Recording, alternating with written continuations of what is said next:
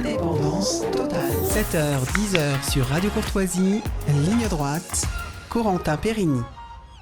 Mais avant, je me tourne vers notre partenaire du jeudi, Didier Maisto. Bonjour Didier Maisto. Bonjour Corentin, bonjour à tous. Alors vous êtes journaliste indépendant, aujourd'hui vous vouliez nous parler de quelque chose en particulier. Oui, alors dans la catégorie grand angle, n'est-ce pas ?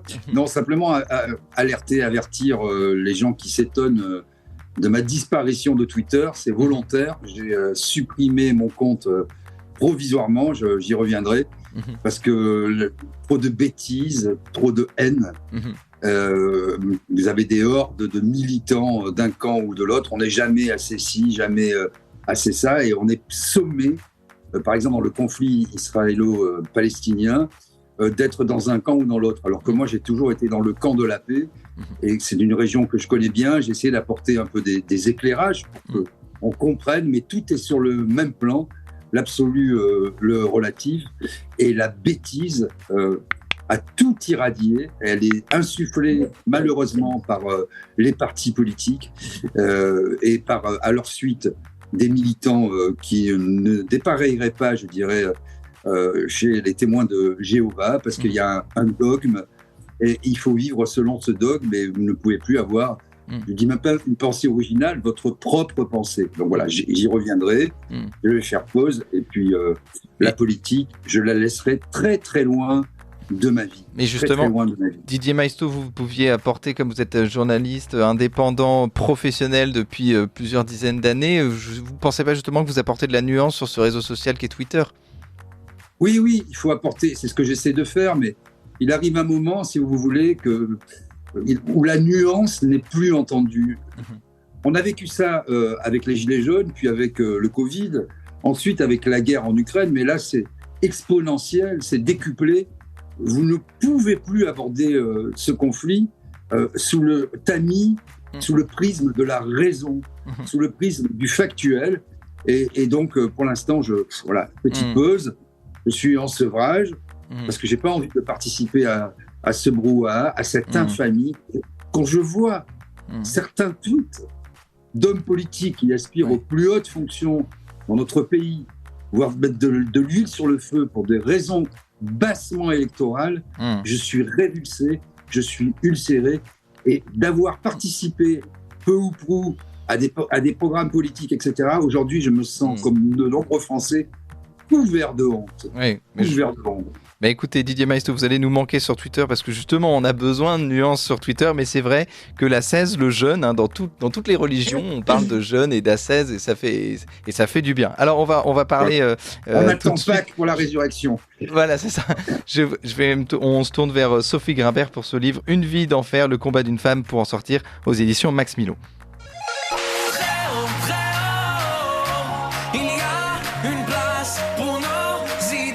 Vue de haut.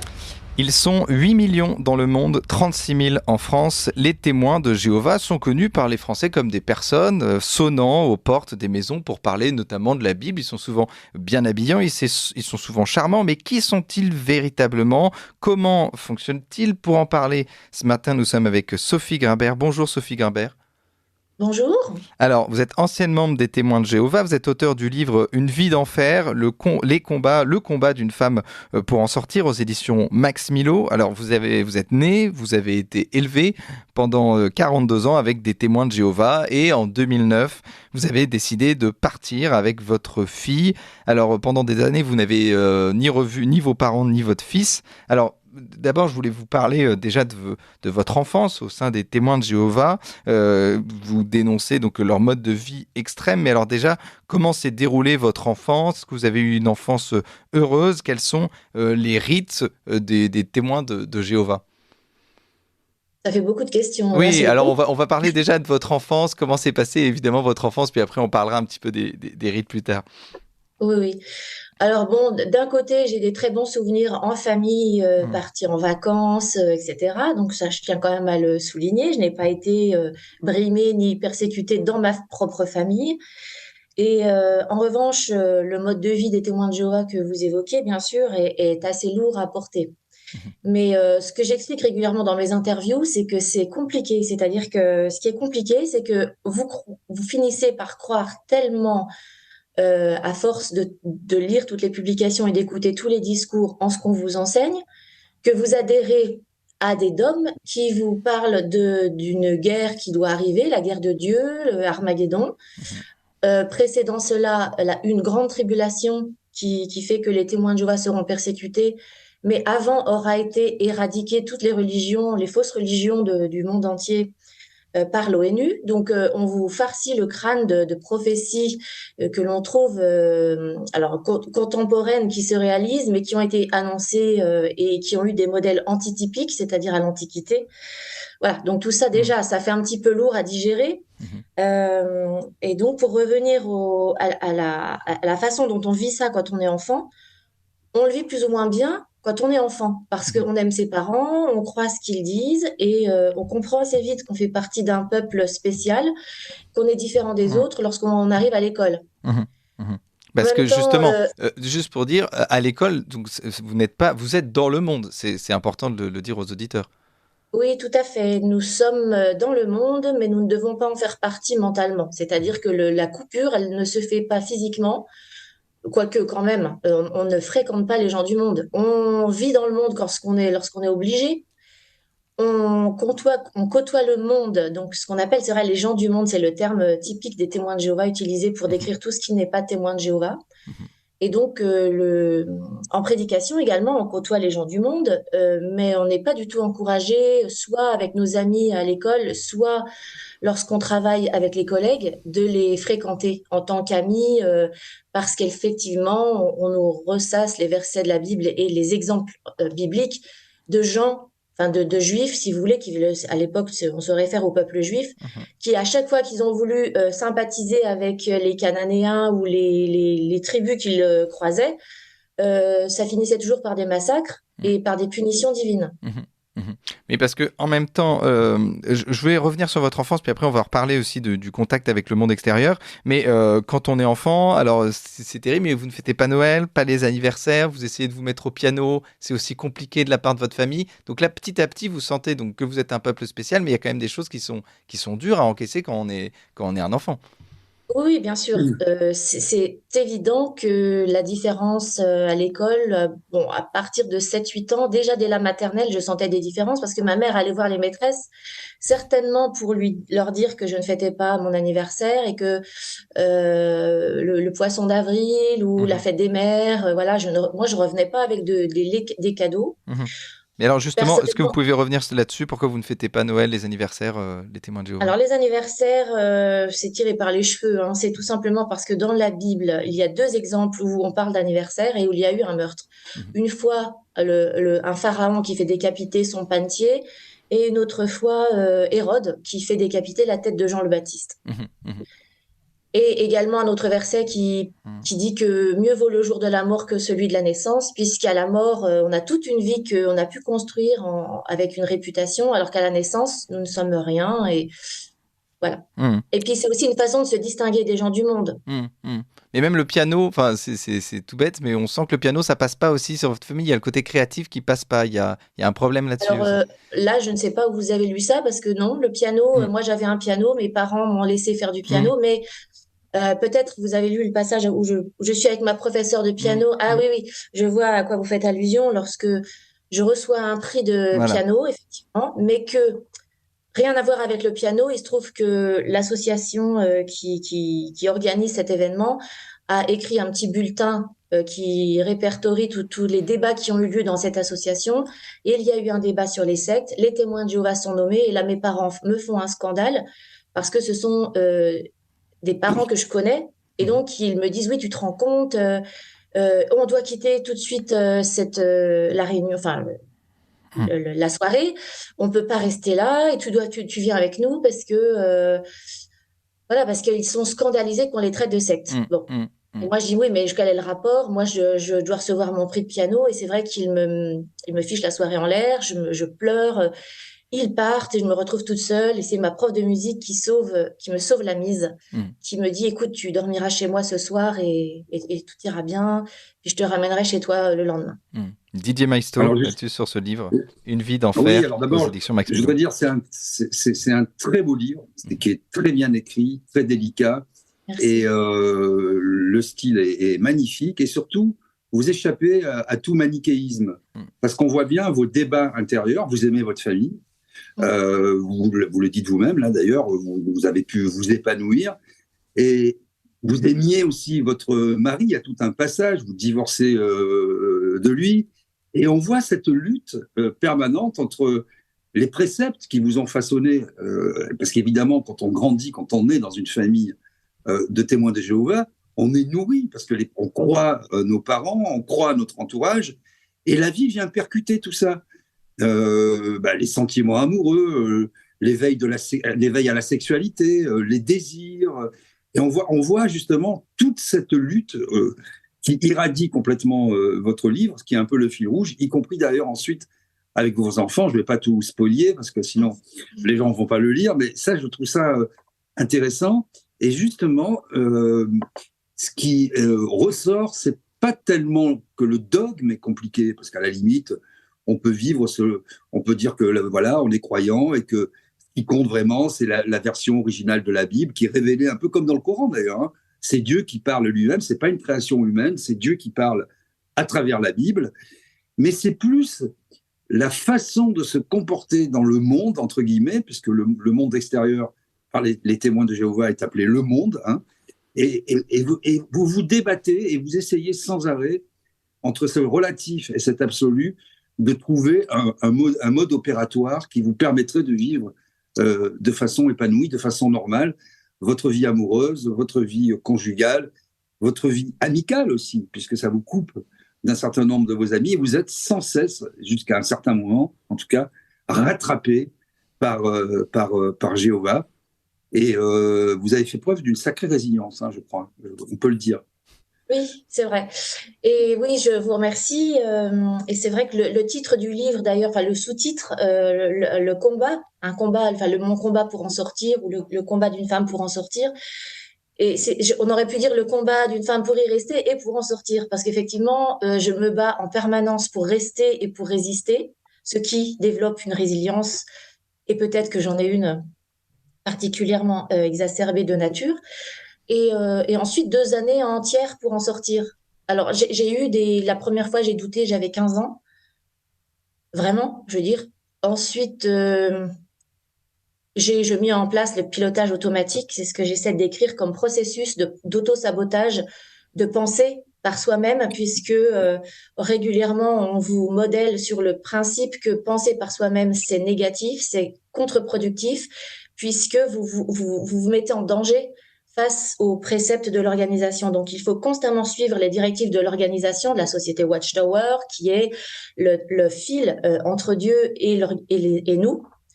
Bon, voilà. Et moi, quand je découvre petit à petit, j'ai régulièrement des interrogations, une certaine rébellion face à parfois des commandements ou des directives tirées par les cheveux, comme les anniversaires, comme le fait de ne pas pouvoir rentrer dans une église en prenant le risque de choquer soi-disant un frère qui irait imaginer que si je rentre dans une église, c'est pour participer à un faux culte.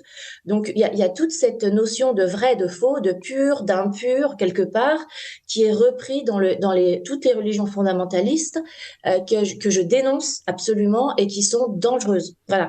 Est-ce que vous avez ce que je disais en préambule, vous savez, sur les réseaux sociaux, et finalement, quand vous regardez un peu la vie profane, si j'ose dire, de la société française, par exemple, on retrouve, il me semble, les mêmes mécanismes sectaires. Hein. À un moment, vous avez on ne va pas citer de nom parce que on va pas déprécier notre échange, mais vous avez un gourou qui décide, et puis à la suite, vous avez des militants ou des élus qui s'enfoncent massivement dans l'erreur parce qu'ils ne voient plus le monde réel.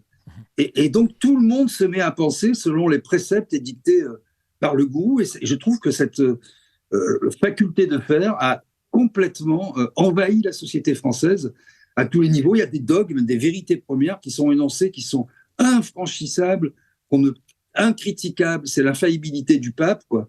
Et c'est très difficile pour les gens qui ont juste une pensée critique ou personnelle, de pouvoir faire valoir que le monde est entre gris clair et gris foncé, ni tout blanc ni tout noir, et que la nuance fait partie de l'âme et du cerveau humain. Oui, mais chez les fondamentalistes, il n'y a pas de gris. C'est ou noir ou blanc. C'est-à-dire, soit Voilà. vous êtes à l'intérieur de ce qui est vrai, soit vous êtes à l'extérieur. Et les témoins de Jéhovah utilisent beaucoup, symboliquement parlant, vous êtes dans l'organisation comme vous étiez dans l'arche au temps de Noé, le déluge est pris vraiment euh, au sens littéral, hein. Et si vous êtes à l'extérieur, vous serez tous détruits, ce qui fait qu'il y aura alors vous avez dit au début qu'ils étaient à 40 000 en France ou 30 36 000, 000, oui, 36 000 en France, 8 millions dans le monde, oui. Mhm. C'est étonnant parce que je crois qu'ils étaient à 120 000, mais bon, enfin, Mhm. ils sont plutôt au-dessus de 100 000. Je Mhm. sais pas, il C'est y a ce que j'ai parfois des trouvé sur erreurs. Internet, c'est peut-être des anciens chiffres, mais Oui, il faudra revérifier, bien sûr, oui. Oui, c'est voilà. plus de 100 000. Et d'ailleurs, Oui. dans le monde, il y a ceux qui pratiquent, qui sont qui sont inscrits, je dirais, dans Watchtower, mais Mhm. avec les pratiquants, etc., on serait plutôt autour de 18 millions aujourd'hui. Alors, je me permets de préciser, donc il y a les proclamateurs actifs, c'est-à-dire les gens qui prêchent Là, activement. Ceux-là sont comptabilisés à hauteur de 8 millions. Et ensuite, ils comptabilisent 18 millions de personnes quand ils comptent les présents au mémorial, c'est-à-dire ce sont des gens qui viennent de l'extérieur, soit pour faire plaisir à des amis et des témoins de Jéhovah qui les invitent. Vous voyez, des voisins à qui régulièrement vous allez dire tous les ans, alors on nous fait, est-ce que vous pouvez, enfin, je vous invite à la fête de la mort du Christ, la Pâque, etc. Parfois, il y a des gens qui, pour nous faire plaisir, viennent. Il y a aussi les étudiants, il y a ceux qui sont partis de l'organisation, qui sont inactifs, qui là essayent de faire un effort et viennent. Donc, effectivement, là, les rangs sont très gonflés. Mais on reste sur 1 million de personnes, effectivement, uniquement Mhm. dans le monde. Alors justement, moi ma question, ça serait, je l'ai abordé, petit récapitulatif, vous avez raison, j'ai dit 36 000, ils sont 136 000, excusez-moi, je me suis trompé dans mes notes, donc 136 000 en France, vous aviez raison, et plus de 8 millions dans le monde. Alors évidemment, je l'ai rappelé, pour beaucoup de Français, les témoins de Jéhovah, ce sont des personnes qui sonnent aux portes et qui expliquent un petit peu qu'est-ce qu'il y a dans la Bible, voilà, qui font donc de ce qu'on appelle de l'évangélisation. Mais quels sont véritablement les rituels des témoins de Jéhovah? Donc on a dit, il n'y a pas d'anniversaire, il n'y a pas Noël, mais quels sont les rituels des témoins de Jéhovah? Comment vous vivez votre foi au quotidien? D'accord. Donc, alors, c'est pas vraiment des rituels, mais c'est un mode de vie. Donc, je vais vous dire une semaine d'un témoin de Jéhovah lambda, une famille de témoins de Jéhovah avec des enfants, par exemple. Donc, il y a 3 réunions par semaine, le mardi, le jeudi et le week-end. Donc, les jours peuvent changer selon le nombre de congrégations dans une ville. Moi, à mon époque, hein, une réunion durait 2 heures. Alors, donc ça fait déjà 6 heures, on va dire, de réunion, mais à ces 6 heures s'ajoute la préparation aux réunions, c'est-à-dire le temps on n'y va pas habillé en jean, en courant, en jogging, on est propre, on a pris sa douche, on s'est bien apprêté, les filles se mettent en jupe et les garçons en costume avec la cravate. Bon. Donc, il faut compter au moins 1 heure avant. Ensuite, vous avez le temps de vous déplacer, ce qui vous prend un certain nombre d'heures. Donc, on est déjà presque à 10 heures. Ensuite, vous avez la préparation des publications étudiées, donc la tour de garde le week-end, le ministère du Royaume pour le mardi et l'étude de livres le jeudi, ce qui fait que ça fait à peu près 1 heure en moyenne supplémentaire. Ensuite, vous avez la lecture du texte du jour tous les matins, la prière 3 fois par jour que vous pouvez faire plus personnellement si ça vous dit, plus la prédication, plus des plus qui peuvent régulièrement s'ajouter selon les parents qui vont vous faire des études personnelles à chaque enfant. On tourne à hauteur de 40 heures, non pas par semaine, mais par mois. Et juste, oui. Et c'est justement ce que Et vous puis, disiez, après on va parler évidemment de votre reconstruction, mais ce que vous dites, c'est que le nombre de temps libre finalement est assez limité au sein des témoins de Jéhovah. C'est-à-dire que quand vous quittez les témoins de Jéhovah, vous vous rendez compte que vous avez un temps libre incroyable, parce que c'est quand même très prenant finalement. C'est une grande charge par jour d'être un bon témoin de Jéhovah. c'est ça. Être un bon témoin de Jéhovah, en général, tout le monde essaie de l'être. Et ils réduisent de plus en plus et les heures de réunion et les heures lorsqu'il y a les assemblées, parce que oui, il y a aussi les rassemblements en circonscription, c'est-à-dire ce sont plusieurs congrégations qui se réunissent dans un endroit. Ensuite, il y a les assemblées de district, où là, ce sont plusieurs circonscriptions qui se réunissent. Donc là, on est plusieurs milliers. Moi, quand je me suis fait baptiser, on était, je sais plus combien de milliers, mais je sais qu'on était 200 baptisés en même temps. Je me suis fait baptiser à l'âge de 17 ans. Oui, c'est ça. Alors justement, on peut dire que les témoins de Jéhovah, c'est une absence d'exégèse des textes, et notamment de la Bible. Et cette lecture littérale qui a été organisée, on ne va pas rentrer dans les pères fondateurs, on va dire, des témoins de Jéhovah, mais c'est absent de votre livre. Est-ce qu'il y a des réflexions autour de ça, seul ou en groupe?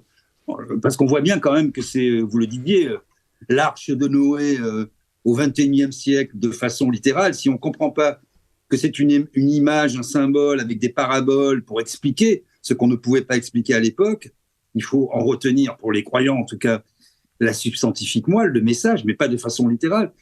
Est-ce qu'il y avait cette interrogation justement sur les prophéties qui ne se réalisaient pas, ou cette absence d'exégèse, cette absence de réflexion sur sa propre foi?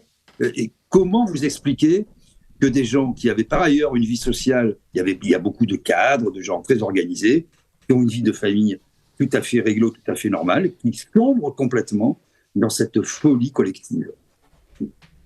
Alors, il n'y a pas effectivement de réflexion, puisque je vous ai dit qu'on ne doit pas penser par soi-même, mais en même temps, on vous fait croire que vous pensez par vous-même, puisqu'on vous encourage à remettre régulièrement ce que la société vous dispense comme nourriture spirituelle. On vous encourage à l'étudier à fond et éventuellement à l'éprouver. Alors, je ne sais pas de quelle manière ils considèrent qu'on peut éprouver quelque chose qu'on doit absolument absorber en tant que tel et ne pas vérifier avec les autres écrits du monde. Donc, c'est pour ça que c'est très hypocrite. Pour moi, c'est une approche totalement sectaire. Et donc, il n'y a pas de réflexion, mais la réflexion, elle se situe au niveau du collège central. C'est-à-dire que ce sont eux qui posent les questions et qui reviennent sur éventuellement les prophéties qui n'ont jamais été réalisées. Mais ils trouvent toujours, c'est le roi de la pirouette, ils trouvent toujours comme les chats, retomber sur leurs pattes. N'empêche Cette que assemblée qui est une assemblée de vieux monsieur complètement retirés, voilà. qu'on ne voit jamais, etc., des espèces de sages. Mais voilà, c'est des vieux monsieur retranchés dans un castel. Ils pensent pour tout le monde et puis c'est comme ça et c'est pas autrement. Oui, puis ils sont tous américains, hein. C'est-à-dire que là, il faut quand même bien comprendre que la société Watchtower a une pensée américaine mondialiste qui, à mon avis, est à l'origine d'une certaine façon de penser derrière, hein, que j'ai découvert. Et ça, c'est le but. Enfin, j'ai écrit 2 autres livres là-dessus, donc je pourrais en parler. Justement, on va en reparler, Sophie Grimbert. Didier Maisto connaît la règle. Je rappelle le titre de votre livre, Une vie d'enfer, le combat d'une femme pour en sortir, aux éditions Max Mignolo. Mais il est 9h, c'est l'heure du bulletin d'actualité de Marie Falicon. Puis après, je reviens vers vous, Sophie Grimbert. Ligne droite.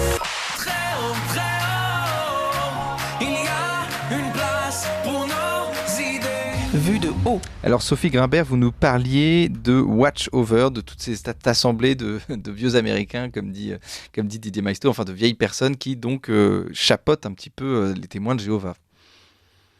Oui, j'ai un exemple à vous citer. Je ne suis pas la seule à le dénoncer. Par exemple, sur ceux de mon âge, parce que moi j'ai 56 ans, donc je viens d'une certaine période d'époque qui change, hein. Ils s'adaptent, ils s'adaptent. Bon, voilà, c'est ça qui me dérange quelque part, parce que eux préconisent qu'ils ne s'adaptent pas, donc ils sont très contradictoires.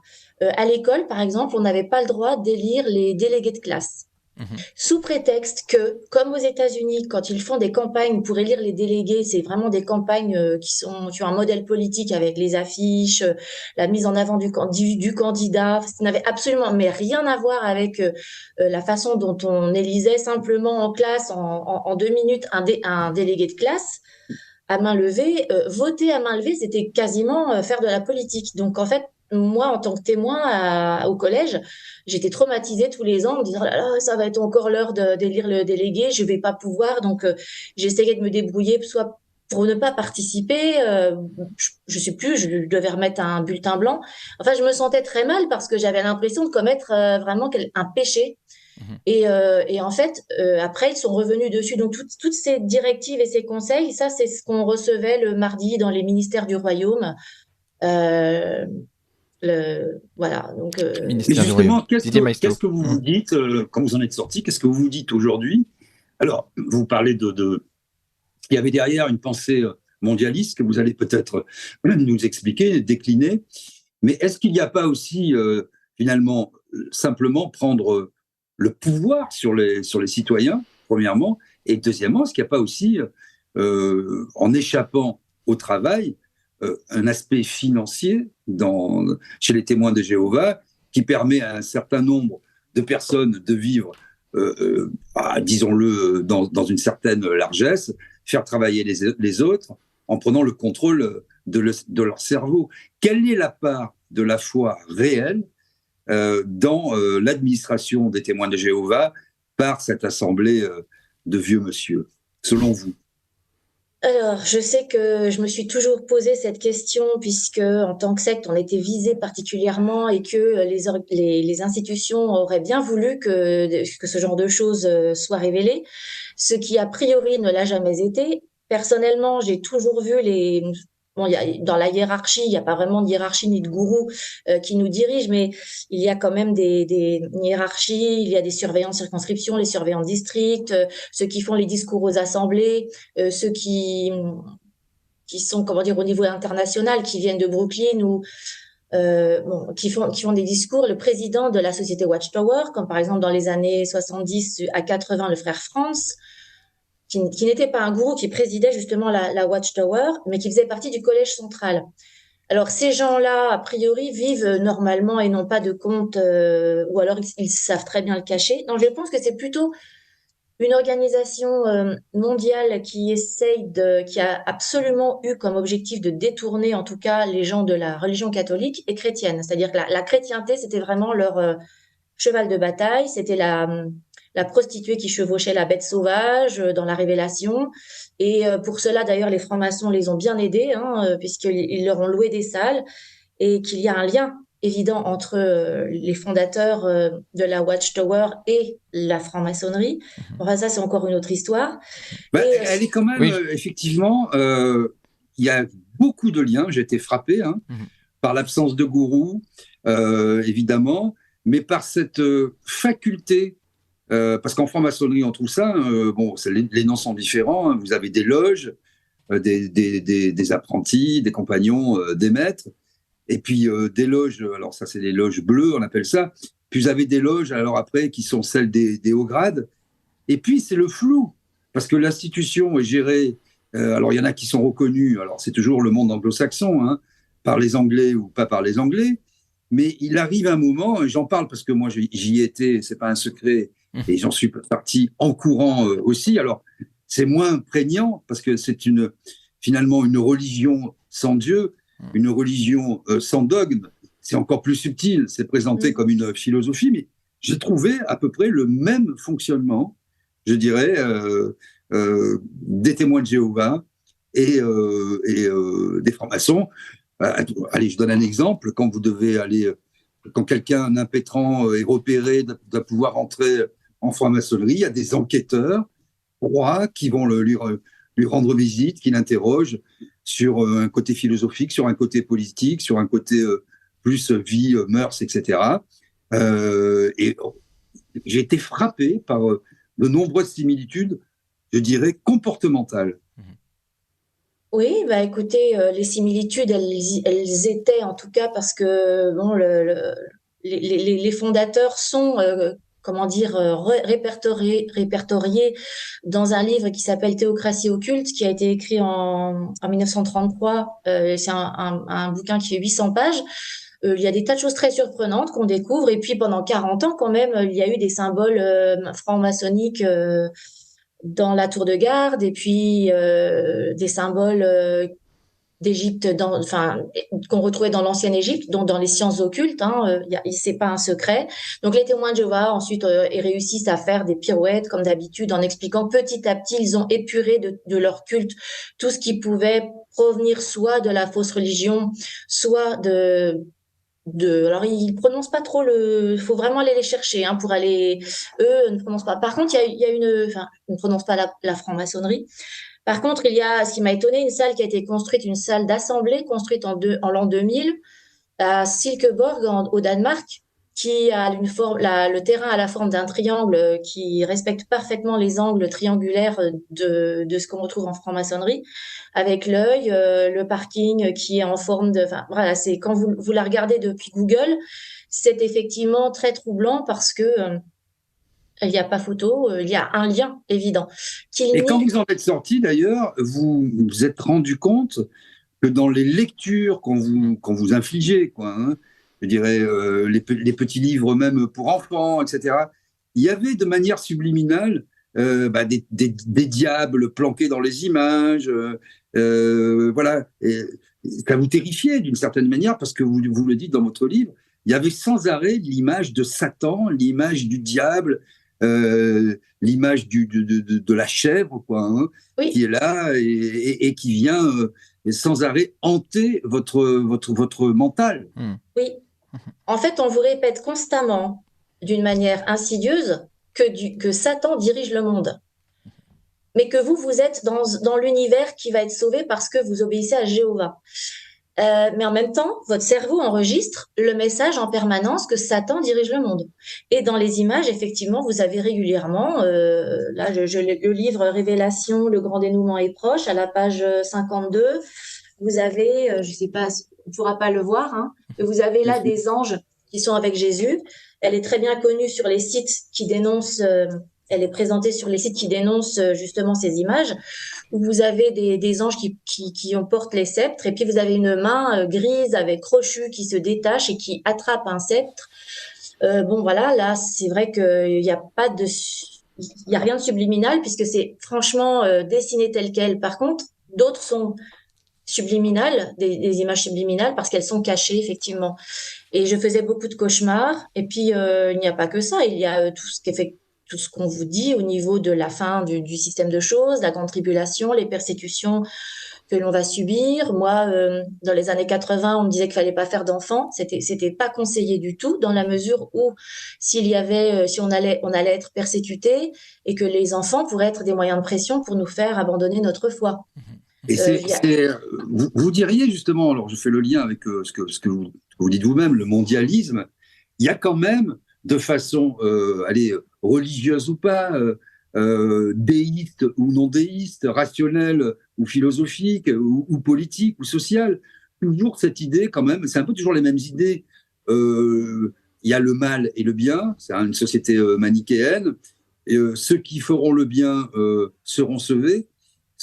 Il y a l'idée de la dépopulation, hein, qui aujourd'hui a le vent en poupe, parce qu'on nous serigne sans arrêt que l'humanité va comporter trop d'hommes et qu'on ne va pas pouvoir la nourrir, donc il faut faire en sorte d'aller vers la dépopulation de la planète. On retrouve un peu cette idée ces idées qui sont à l'œuvre dans un monde mondialisé, c'est le cas de le dire, mais des idées qui prennent petit à petit le dessus, quoi, hein. On pense évidemment à Soros, on pense évidemment à des gens comme... on ne va pas être dans le complotisme, hein, du tout, hein, mais c'est factuel.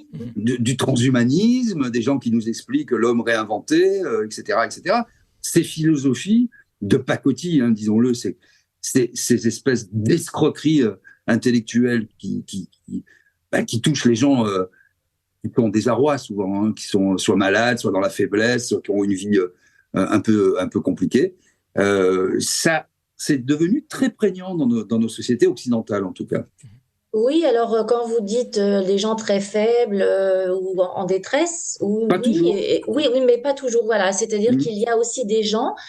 C'est d'ailleurs ce qui est troublant, c'est que s'il n'y avait que des clopins, on va dire, ça s'écroulerait. Mais il y a quand même des gens qui sont moteurs et qui confirment, si vous voulez, ces espèces de croyances parce que, alors, soit des gens du monde qui rentrent chez les témoins de Jéhovah parce qu'ils ont été un petit peu désabusés par ce qu'on peut rencontrer comme difficulté dans la vie, soit ils ont eu ils sont dégoûtés du système et donc ils trouvent comme ça des gens qui forment une famille merveilleuse qui peut être attirante. Hein. Moi, j'ai écrit un chapitre dans un autre livre où j'ai dit le règne des émotions, parce que il joue sur les émotions, sur le chantage affectif, vous imaginez, on vous promet un paradis sur terre, un monde rempli de gens justes qui vont être dirigés par Dieu directement. Donc la théocratie, hein, pareil, les témoins de Jéhovah sont régis par une théocratie. Donc, Théos, Dieu, Kratos, pouvoir, le pouvoir de Dieu. Voilà, les lois humaines sont en dessous de celles de Dieu, ce qui fait que ça nous rappelle quand même le fondamentalisme pur, hein, d'autres religions. Et le prosélytisme très aigu également, la séparation du monde, le pur, l'impur, je veux dire, tout ça on le retrouve, et puis également ce côté, il n'y aura qu'une partie de l'humanité qui sera sauvée. Moi, je trouve ça quand même très inquiétant, parce que c'est vrai qu'au 19e, ces sociétés, ces nouvelles religions qui sont apparues ont toutes eu comme objectif de critiquer beaucoup le catholicisme, et de prôner une autre façon donc c'est comme si je ne sais pas. Non, mais ce qui est le plus hallucinant, c'est que Didier Maisto, il faut que malheureusement le temps passe. Votre livre est passionnant, Sophie Grimbert. Moi, je voulais juste pour conclure, vous nous parlez de votre reconstruction. Vous avez réussi à pardonner ce qu'on vous a fait aussi. Vous avez réussi à retrouver aussi un lien avec votre famille. Comment s'est passée votre reconstruction? Et je suis obligé malheureusement de finir là-dessus. Oui, rapidement. C'est pas gentil, ça, Corentin. Je suis désolé, Didier, je sais, mais votre livre est vraiment... un quart d'heure de plus. C'est ça, va toujours. On fera une autre interview. Voilà, rapidement, j'ai quand même pu voir mes parents régulièrement. Régulièrement, grâce à ma fille, voilà, parce que mes parents étaient peut-être un peu plus intelligents et un peu plus ouverts que c'est pour ça d'ailleurs que je les remercie d'avoir pu de temps en temps leur parler, alors que s'ils avaient appliqué les préceptes de la société, ils auraient pu ne plus du tout me parler. Et ma reconstruction, mais elle s'est faite par les études, elle s'est faite par mon métier, elle s'est faite par mon remariage, par mon fils également qui a été exclu il y a 2 ans et que j'ai pu revoir après 12 ans de séparation. Donc tout ça, c'est magnifique, et évidemment, on invite à lire votre livre, Sophie Grimbert, Une vie d'enfer, le combat d'une femme pour en sortir, aux éditions Max Milo, 40 ans, donc avec les témoins de Jéhovah. C'est un très beau livre, Didier l'a dit, qui est bien écrit, puis on rentre vraiment en empathie avec vous. C'est-à-dire que c'est drôle parce que je vous vois, j'ai l'impression de vous connaître grâce à ce livre. Donc merci à vous, et merci à vous, Didier. Merci, on rappelle que vous êtes journaliste indépendant et vous avez aussi bien apprécié ce livre, donc on vous le conseille, Une vie d'enfer, le combat d'une femme pour en sortir, aux éditions Max Milo. Merci à tous les deux.